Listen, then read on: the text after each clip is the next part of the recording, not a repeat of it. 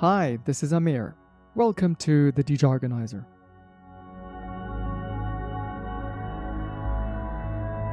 For over 13,000 years, humans have farmed mostly according to set weather patterns. Farming knowledge, brought down through the ages, revolves around more or less predictable seasonality. Winter, spring, summer, and autumn. Each region has its local adaptations, but all farming is based on the predictability of climate. That's not the case anymore. As the Earth heats up, weather is rapidly becoming unpredictable. Extreme weather events, droughts, floods, and rising heat are putting the world's plant crops under intense stress. This can lead to smaller fruit, ruined harvests, and economic ruin for a vast number of farmers, both very large and very small.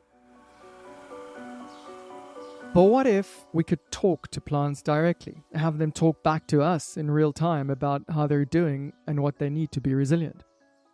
One company, Supplant, and yes, that sounds a bit like what's up plant, is unmuting crops with hundreds of thousands of sensors deployed in farms around the world. They're tracking plant stress in real time, creating a global plant stress index. Supplant's founder, Ori Ben-Ner, tells me it's like putting an Apple Watch on plants.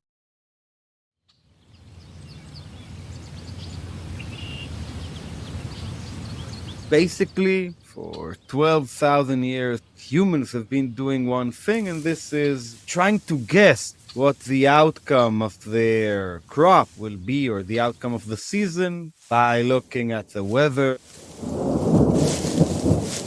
looking at the soil, looking at everything except understanding the plant itself. Now, this can work to a limit. As a matter of fact, it worked. Civilization was built, farm, you have food. It used to be like baking a cake. You have a recipe, you make some flour, some oil, you put it in a pan, you put on 180 degrees, and you bake a cake with a simple recipe. The oven broke. It isn't sustainable anymore because to really work around climate change, instability of seasonality itself, the practice of doing something in spring, something in summer, something in fall, something in winter as a farmer isn't relevant anymore. Can you paint us a picture of the practice of farming for food, the connection it has with climate change, food security, our food, our way of life? It is the largest market in the world. Farming is the largest sector in any country you can imagine, including the largest economies in the world, times the largest problem in the world, which is global warming. These two intertwined thing is creating one hell of a challenge for humanity. Extreme weather patterns, bringing farmers to lose their know-how and practices, and it's extreme droughts, which are changing rain patterns, meaning that a lot of the major staples of the world will have to become irrigated. You can't grow wheat in the Indian wheat belt anymore. We have to talk to the plant in order to understand what needs to happen. It's the same as my nice Apple Watch on my wrist. Heartbeat higher, lower, and start calibrating my health according to it. We put Apple Watches on trees and fruits. Let's go a little bit deeper into that analogy. Humans, for hundreds of thousands of years, we only knew how we felt when, we ate certain things. Now we have health watches and monitors, smart monitors, that tells us a lot of things, our stress level, our sleep, hydration, our fitness levels, VO2 max and all that. Now we are able to do that with our crops. The best analogy I can find as a father to small children is this moment where they start speaking.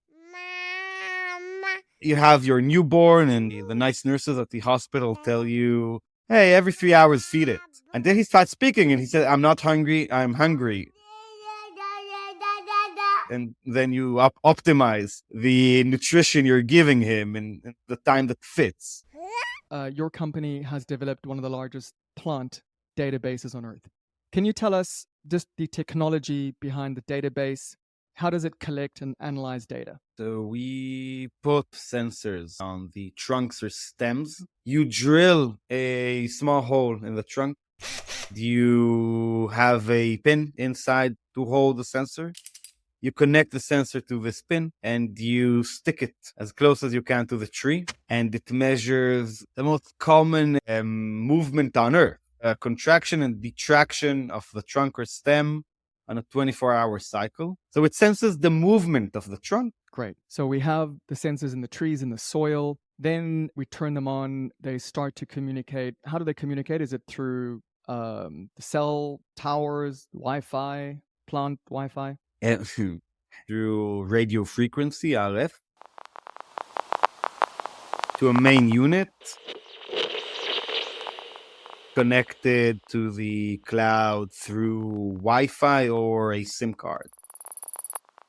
So we are working in Mexico, in Peru, in Australia, in South Africa, in Morocco, in Israel, and the UAE, deployed on tens of thousands of hectares, around 500,000 sensors deployed globally. Great. Take us into the case study. Take an olive farm in Morocco. Morocco is one of the largest olive producers in the world. Growing olives in the desert is something that the Moroccans have mastered in the past 3,000 years, let's say. And still, you can't grow olives in the desertification that is going over Morocco in the past 3-4 years. The fact that they have 20% of the water they used to irrigate with. Moroccan olive farm, you put a sensing station, a trunk sensor, an olive, a fruit sensor, very small one, and the soil sensor. You have a sensing station that will produce the growth patterns and recommendations and the daily status to the farmer. And at the heart of it, it will give the best irrigation regime for the next day or week to the farmer. It will be a different target for table olives that we eat to olive oil olives, which we put on a salad. In most cases, it will be kilograms that you can weigh, pack, and sell. Cool. What kind of stress are you measuring, and how do you see it? Every plant on Earth, the grass in your backyard, or a lemon tree, or anything that is green and grows, does a movement on 24-hour cycle that we all learned in biology class about photosynthesis. The plant will accumulate energy from the sun during the day. It will utilize this energy at night to pump water from the soil through the roots to the trunk and expand. Through the day, it will evaporate this water and accumulate energy, and it will detract because the water is evaporating. This cycle of expanding, contracting, expanding, contracting is a 24-hour cycle. Now, plant stress, back to your question, will be the minimum amount of movement between the maximum point of contraction and the maximum point of detraction. The closer they are, means the plant is utilizing most of its energy to where we want it, to the fruit, to the vegetative growth, and not to this cycle of expanding, contracting. Imagine a very high heartbeat. The plant will be in deep stress. Now, you see amazing correlations. The more the gap is high, hence more stress, you see the actual growth pattern declining. You see smaller fruits. You see less oil in your olive. It is a very simple cycle of every breathing or living organism that the more you're stressed, the more energy goes into the stress, the heartbeat of saving something. And like humans, you immediately start sacrificing something. For the farmer, the most important thing is the fruit. For the tree, the most important thing will be the survival, and the less important thing will be the fruit. And he will sacrifice the exact things that we as farmers would want him not to sacrifice. Plants, we want to keep them as calm as we can to bring us much more growth, much more fruit. That was outstanding. Take a moment and that was great energy. I got it. You said you had about 100,000 units deployed globally. Can you give us any trends of what you're seeing about plant health and stress across those deployments? Today, we can understand and compare the amount of table grapes that will come out at the end of the season from northern Mexico, or the amount of avocado that will be exported to the US from central Mexico. We are able to see correlations of extreme cold event in the citrus region of Australia in July. We are working on to go sensorless to give some value to smallholder farmers dealing with the same challenges and need to prepare themselves to these extreme heat, cold, drought events, but don't have the tool. If I get this right, at the moment, your main deployments and customers are growers, farmers, exporters, maybe bigger farms. To serve them, you have to put the sensors in the trees and the ground and get them to communicate. What it sounds like you're saying is you now want to start moving into smallholder farmers, which is about 70 or 80% of the world's farmers who potentially don't have 98% of the world's farmers are smallholder farmers, subsistence farmers. They farm for themselves, for their families. Maybe they go to a small market in their location. How are you going to serve them without any sensors? I wasn't sure of how that's going to work. We are able to collect weather data anyhow without sensors. And when you correlate the weather data with our interpretation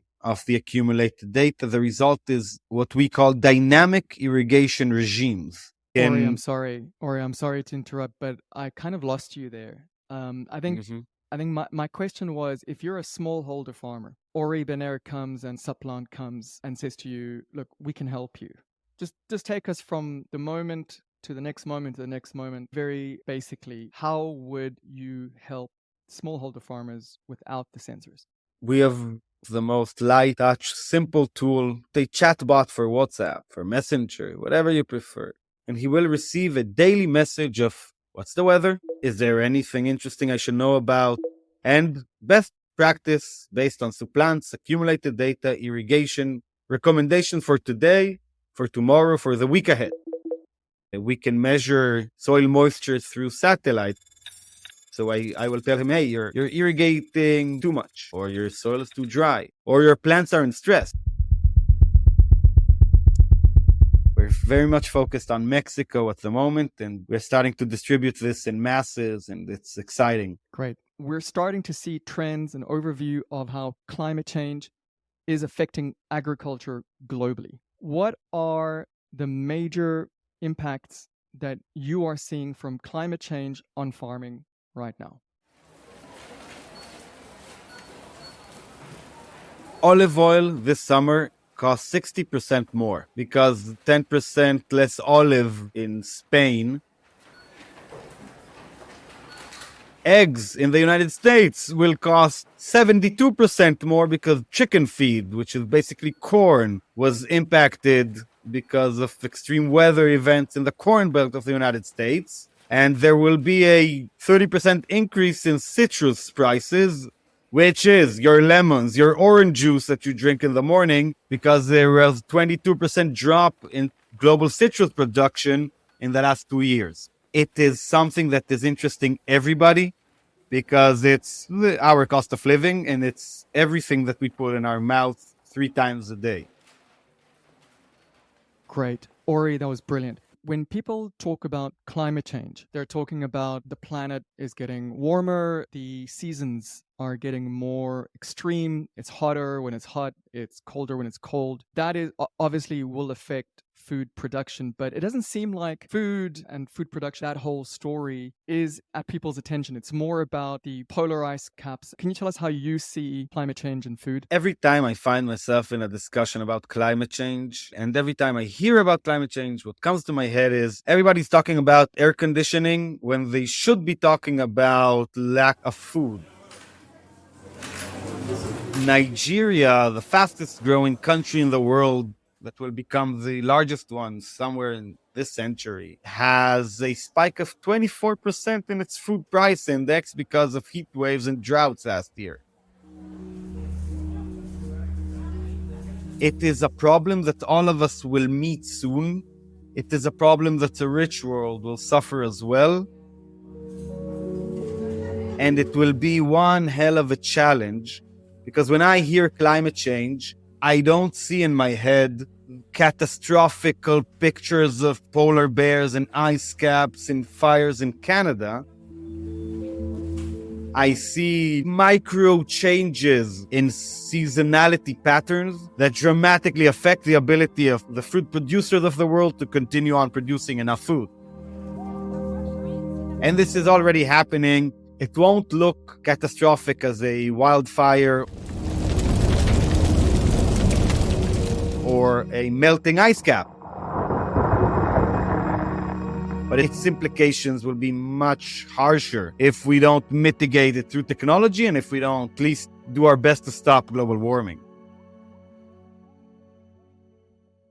Let's talk about the company. What are the company's goals and what role do you see its technology playing kind of in agriculture and climate change in the coming years? The bold mission of enhancing food security by providing farmers a tool to overcome water scarcity. And our vision is to digitally inform every irrigation decision in the world. By doing that, to mitigate climate change and water scarcity, to tell the world how to irrigate in the realities that is unfolding of climate change, of drought. If we go back to the beginning of the conversation, we said that for the past 12, 13,000 years, humanity has focused on agriculture, and underpinning that agriculture was the seasonality. We know the seasons, we know what to do.